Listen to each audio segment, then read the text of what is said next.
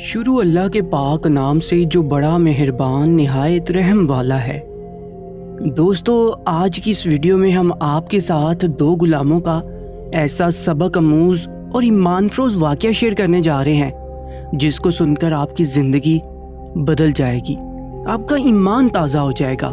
اور اس کے ساتھ ساتھ آج کی اس ویڈیو میں ہم آپ کے ساتھ ایک ایسے غلام بچے کا بھی واقعہ سنائیں گے جو غلام بچہ تمام صحابہ کرام کا امام بنا، بلکہ حضرت عائشہ رضی اللہ تعالی عنہا بھی اس غلام صحابی کی آواز سن کر متاثر ہوئی، حتیٰ کہ اس غلام صحابی کی آواز سن کر پیارے نبی حضرت محمد صلی اللہ علیہ وآلہ وسلم کو بھی گھر سے باہر نکلنا پڑا۔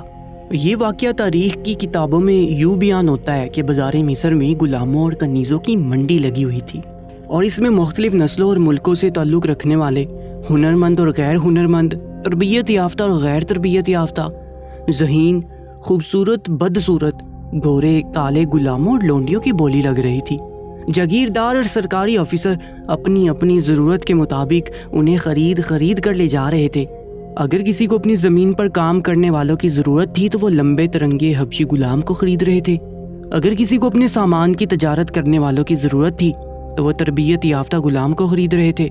اگر کسی کو سمجھ بوجھ کی ضرورت تھی تو وہ ہنرمند کو خرید رہا تھا، اور جس کسی کو اپنی مجلس کی رونق بڑھانی تھی تو وہ خوبصورت آواز مصریوں کو خرید رہے تھے، اور جس کسی کو گھریلو کام کاج کی ضرورت تھی تو وہ دبی اور بدصورت غلاموں کو خرید رہا تھا۔ اس عالم میں سوران کا ایک تاجر اپنے ملک سے دو غلام فروخت کرنے کی غرض سے بازار مصر میں داخل ہوا۔ اس کے دونوں غلام کی نگاہیں شہر کے پر رونق بازار پر پڑی۔ ان میں سے ایک نے اپنے دل میں یہ خواہش کی کہ کاش میں شہر کا مالک بن جاؤں اور ٹھاٹھ کے ساتھ زندگی بسر کروں۔ دوسرے نے خواہش کی کہ کاش مجھے یہ ہوٹل والا خرید لے اور میں آٹا گوندھ کر تندور کی روٹیاں لگاؤں، سالن تیار کروں تو خود بھی پیٹ بھر کے کھاؤں اور لوگوں کو بھی کھلاؤں۔ لہٰذا یہ دونوں نے اپنی آرزو کو لے کر غلاموں اور کنیزوں کی منڈی میں داخل ہو گئے اور ان کی بولیاں لگنے لگیں۔ یہ دونوں فروخت ہو گئے۔ ایک کو تو کسی ہوٹل والے نے خرید لیا اور اسے اپنے ہوٹل پر کھانا پکانے کے لیے لگا دیا۔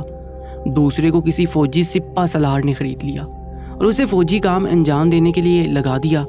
لہٰذا اس غلام نے اپنی صلاحیتوں سے کام لینا شروع کر دیا اور وہ بہت ترقی کرتا رہا اور شاہ مصر یعنی بادشاہ کا منظور نظر بن گیا، اور اس نے مسلمانوں کو اسلام کی طرف لانے اور کعبۃ اللہ سے حجر اسود اکھاڑنے والے آدمیوں یلغار کو روکنے کے لیے بے مثل خدمت انجام دی، اور 20 سال تک دولت عیسیہ کو ان یلغار سے محفوظ رکھا۔ شاہ مصر نے اس کی ایسی خدمت سے متاثر ہو کر اسے اپنا وزیر بنا لیا۔ بعد میں یہی سیاہ غلام ملک مصر اور شام کا بادشاہ بن گیا۔ ایک دن یہ اپنے وزراء اور ایرانی سلطنت سے بازار مصر سے گزر رہا تھا تو اس کی نظر اپنے اس خبشی ساتھی پر پڑی جو کسی ہوٹل پر بیٹھ کر روٹیاں پکا رہا تھا، اور اس کی حالت نہایت قابل رحم نظر آ رہی تھی۔ تو کفور نے کہا، اس شخص کو اس کی خواہش نے اسے تندور پر بٹھا رکھا ہے، اگر اس کی خواہش بلند ہوتی تو شاید یہ بلند درجے پر فائز ہو جاتا۔ پھر اس نے اپنے ساتھیوں کو بتایا، میں اور یہ شخص ایک شریف آقا کے غلام تھے۔ جب ہمیں فروخت کرنے بازار مصر میں لایا گیا تو ان کی نگاہ اس ہوٹل پر پڑی تو اس نے دل میں یہ خواہش کی کہ کاش مجھے اس ہوٹل والا خرید لے، میں یہاں پر روٹیاں پکاؤں، خود بھی پیٹ بھر کے کھاؤں اور لوگوں کو بھی کھلاؤں۔ لیکن میرے دل میں یہ خواہش پیدا ہوئی کہ کاش میں شہر کا حاکم بادشاہ بن جاؤں۔ خدا کا کرنا ایسا ہوا کہ اس ہوٹل والے نے خرید لیا، اور یہ اس وقت سے لے کر آج تک یہاں پر روٹیاں پکا رہا ہے، اور مجھے ایک فوجی افسر نے خرید لیا۔ میں اپنے بلند عظمت ارادوں کے مطابق اس مقام پر ہوں جو آپ مجھے دیکھ رہے ہیں۔ دوستو، آپ کو علم ہے کہ اس حبشی غلام کو شاہ مصر بننے کے بعد یہاں ہی عوام اسے اس نام سے پکارتی تھی، کافور اکسیدی، یعنی سفید رنگ کی بادیاں۔ اللہ تعالیٰ اللہ کریسی سامی پر اپنا رحم فرمائے۔ انہوں نے کیا خوب فرمایا ہے کہ آدمی وہاں پر ہوتا ہے جہاں پر وہ اپنے آپ کو رکھے۔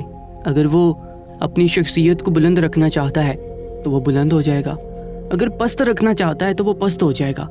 تحریر ایجاد ہند کے سرفروش مولانا عبدالکلام ایجاد کی تذکیروں میں لکھا ہے کہ یہ بچپن میں ماچس کی خالی ڈبی آگے پیچھے جوڑ کر مولانا ریل گاڑی بناتے اور وہ بڑی بہن سے کہتے کہ تم گھر کے فلاں کونے پر کھڑی ہو جاؤ، اور جب میں ان ماچس سے بنی ریل گاڑی کو لے کر علامتی اسٹیشن پر آؤں تو تم کھڑی ہو کر تالیاں بجانا اور کہنا مولانا آگے، مولانا آگے۔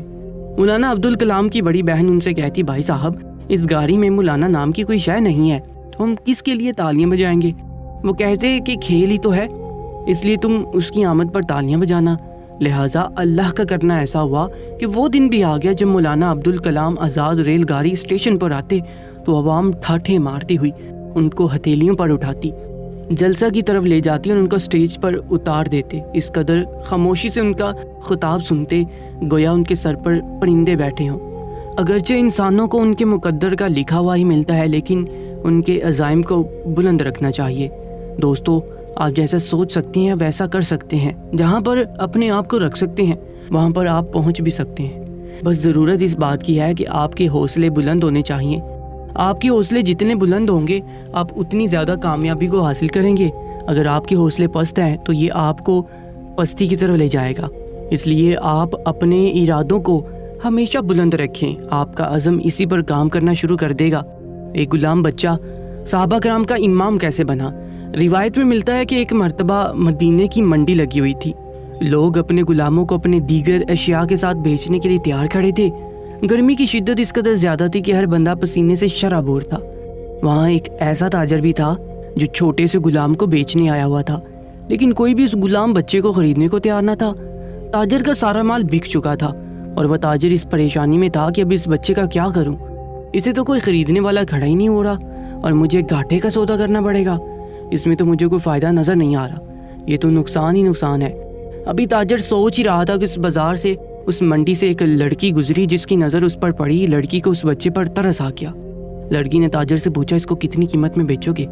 تاجر نے کہا، میں اس کو اس کی خرید کی قیمت پر بیچ دوں گا، گھاٹے کا سودا نہیں کروں گا۔ لڑکی نے تاجر کو اس کی قیمت ادا کی اور لڑکے کو لے کر گھر آ گئی۔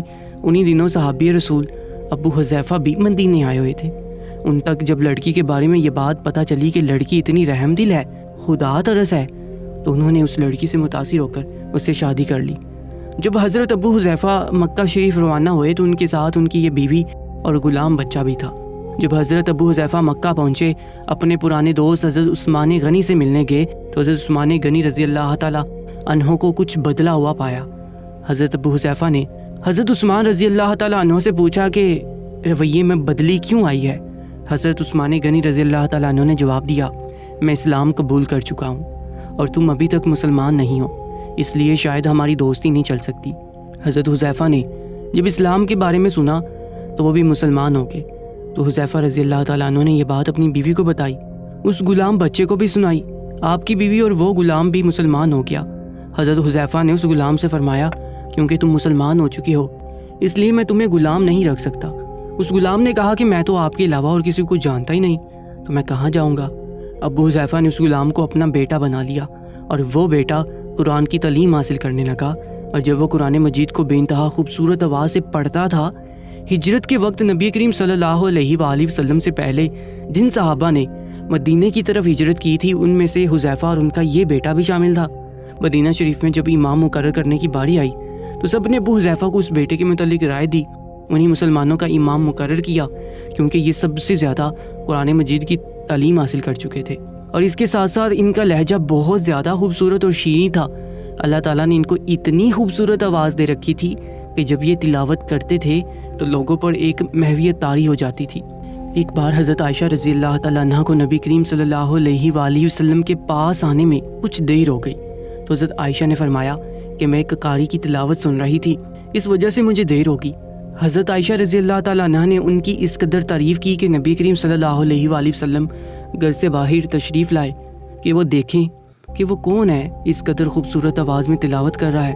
جب نبی کریم صلی اللہ علیہ وآلہ وسلم باہر تشریف لائے، انہوں نے دیکھا کہ حضرت ابو حذیفہ کا بیٹا تلاوت فرما رہا ہے۔ نبی کریم صلی اللہ علیہ وآلہ وسلم نے خوش ہو کر فرمایا، اللہ کا شکر ہے، اس نے تمہارے جیسے شخص کو میرا امتی بنایا۔ آپ جانتے ہیں کہ وہ خوش نصیب صحابی کون ہے؟